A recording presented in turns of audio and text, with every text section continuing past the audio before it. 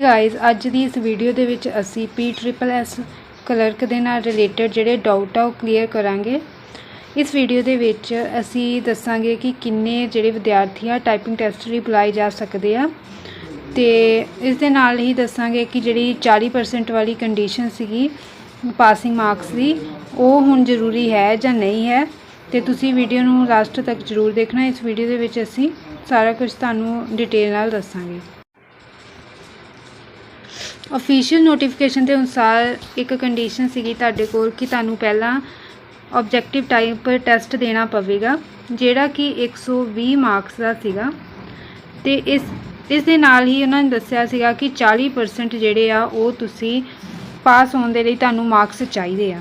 ठीक है, तो हुण जिहड़े न्यू फॉर्म निकले आ ठीक है क्लर्क दे और होर भी भर्तियां दे जिन्हां विच जिहड़ी 40% की कंडीशन हटा दी गई है, परंतु इस दे विच जिहड़ी कंडीशन हटी है जां नहीं इस बारे ऑफिशियली कुछ नहीं आया है। अजे तक कोई नोटिफिकेशन नहीं आया तो लग तो इदा ही रहा है कि इस दे बारे आएगा भी नहीं, क्योंकि इस तरह की जिहड़ी करैक्शन हुंदी है वो फॉर्म फिल होने तो पहलां कीती जांदी है। तो इसलिए असी गल करांगे हुण कि ये जिहड़े 40% है ये तो हुण तुहाडे लई जरूरी आ पास होने लई। तो 40% मार्क्स किन्ने मार्क्स बनते हैं 40% के अकॉर्डिंग जे असी 120 का 40% कड्ढीए तो जिन्हां दे मार्क्स जिहड़े 48 आ जां 48 तो उपर आ वो एलीजिबल होणगे टाइपिंग टैसट दे लई। टाइपिंग टैसट के लिए किन्ने स्टूडेंट बुलाए जाएंगे इस दे बारे जे असी पढ़ीए तो इस दे विच लिखिया है कि लिखती परीक्षा पास उम्मीदवार जिन्हें मतलब जिन्हों ने 40% अंक प्राप्त किए होंगे उन्हां विचों अथॉरिटी दे फैसले अनुसार जिहड़े उम्मीदवार आ वो अगे टाइपिंग लिए बुलाए जाएंगे। ठीक है, इत्थे तुहानूं एग्जैक्ट जिहड़ा आ वो दस्सिया नहीं गया कि किन्ने बुलाए जाएंगे, लेकिन जदों तुसी अगली जिहड़ी लाइन पढ़ोगे फिर तुहानूं पता लगूगा जिथे लिखा है कि टाइप टैसट पास उम्मीदवारों विचों कुल असामियां तो 3 गुणा जां उस तो वध जिहड़े आ वो विद्यार्थी जिहड़े आ कौंसलिंग लई बुलाए जाएंगे।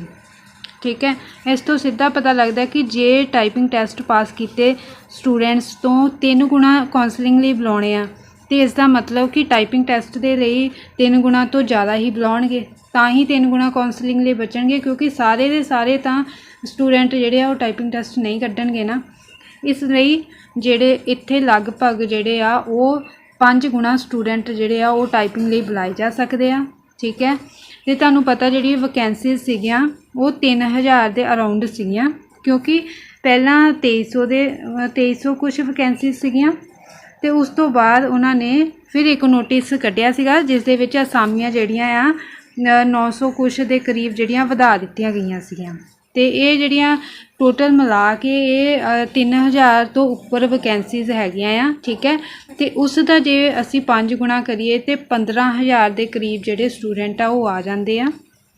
तो इसलिए एक रफ कट ऑफ के अकॉर्डिंग दसां तो जिन्हां दे मार्क्स जिहड़े आ 55 मार्क्स तो उपर आ वो सारे जिहड़े आ वो अपनी टाइपिंग की प्रैक्टिस करन।